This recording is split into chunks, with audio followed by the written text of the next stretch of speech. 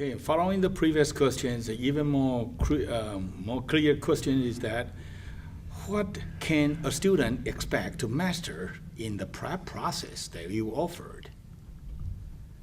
I would say, and I'm going to turn this question back to you in a minute, Dr. Lee, but so far as the language portions of the test are concerned, whether the written or the reading part of the test, students can expect to improve their ability to understand the implications of a given passage, how to read between the lines, and how to reconstruct as they go along what it is that the author is really trying to say. This is a useful skill, no doubt.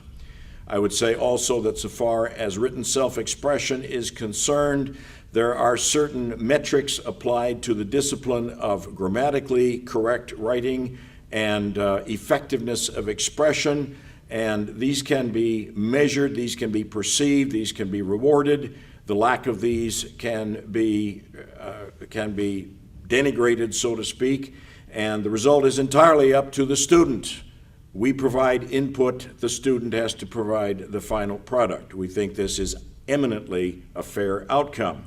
Now, Dr. Lee, how do you see our prep applying to the kinds of steps students need to master in the mathematical realm? Yeah, in the math part, I think the school teach them how to produce result according to chapters and according to the unit test.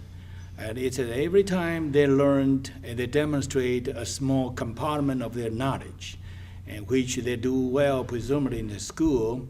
But when they are taking the test integrated in this level, like SAT or ACT, it encompasses a wide variety of knowledge or chapters that really get the nerves of students.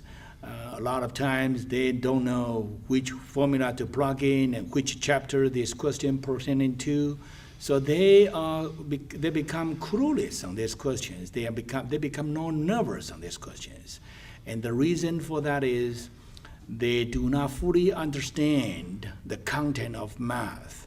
And when the students come to the classroom, that is going to be the starting of the difference. I usually approach solving the problems without any formula. I would just read the questions. I do everything pertaining to solving the problems, and I just offer the solutions in impromptu manner.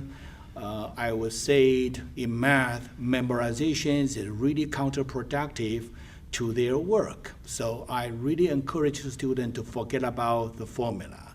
Instead, just understand the question, and everything else will be called mathematical instinct or reflex.